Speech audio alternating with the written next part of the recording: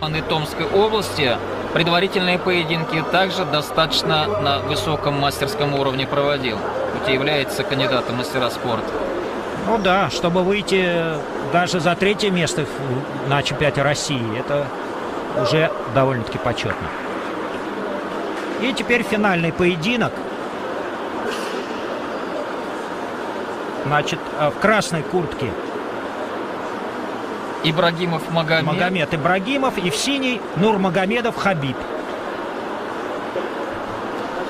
Магомед Ибрагимов, представитель Чеченской Республики, команды Чеченской Республики, мастер спорта.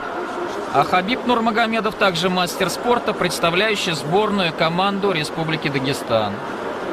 Весовая категория до 68 килограммов, финальный поединок. Вот сильный какой удар. Даже звук был слышен. Лоу-кик, удар подъемом в голень, под коленный изгиб, да, нанес представитель Чеченской Республики. Но стоял Нурмагомедов, Хабиб. Спортсмен вот молодой, но такой перспективный, растущий. Да-да-да, вот они сейчас обмениваются ударами, коленом, рукой. Сейчас ближний в таком захвате находится, обоюдном за пояс. И я думаю, скоро должно быть какое-то выведение из равновесия. Может быть, после удара и... Ну, или попытка броска, да. В принципе, захваты мощные.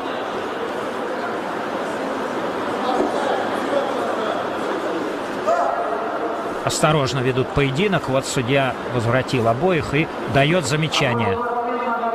За пассивное ведение поединка, так посчитал судья на ковре Сергей Акинин. Ну, правильно. Взяли такие захваты, и чего же, движения нету.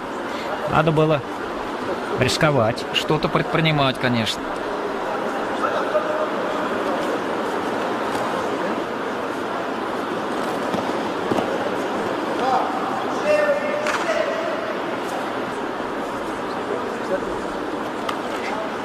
Хотя психологическое напряжение велико. Вот обмен ударами и, в общем-то, довольно-таки мощными.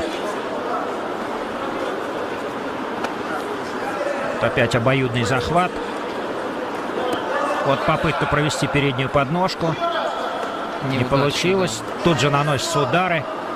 Вот это характерно для боевого самбо. Только что были в захвате, и тут же наносятся удары руками, ногами. Вот этим боевое самбо отличается своей динамикой, своим наполненностью, движениями. Статики, в общем, не так много. Все время удары, все время какие-то движения. Техника разнообразна, причем можно ожидать либо удара, либо броска, либо удара коленом, либо стопой, либо кулаком, либо открытой ладонью. Ну да, вся техника разрешена, поэтому очень плотно можно вести поединок. И набор техники очень разнообразный. Ну а Хабиб Нурмагомедов является, я знаю, сыном тренера с дагестанской команды. Главного тренера Абдулманапа Нурмагомедова. Да, опытного тренера, который вот всегда привозит команду Дагестана на все крупные соревнования.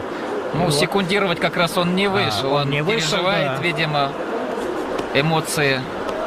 Захватывает. Наверняка тренер. Издалека наблюдает за поединком, переживает, конечно. Но и то, что сын вышел в финал чемпионата России, это уже достижение высокое. Ну, напряжение, опять-таки. Во-вторых, психологическое давление. Все же цена вот этому поединку — это право участвовать в составе сборной команды России в чемпионате мира. На чемпионат мира допускается один лучший представитель от каждой страны. Поэтому только чемпион России имеет право выступать в дальнейшем на чемпионате мира и защищать честь России.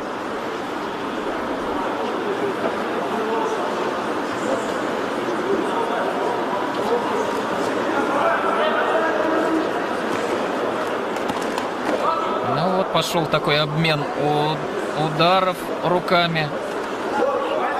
Попытался пройти в ноги. Да. Хабиб. Сумбурный обмен ударов. Время поединка. Ну, достаточно сложная ситуация. В данной ситуации победители должны будут, на мой взгляд, так, по-моему, равный счет, да? Или отсутствие какого-либо.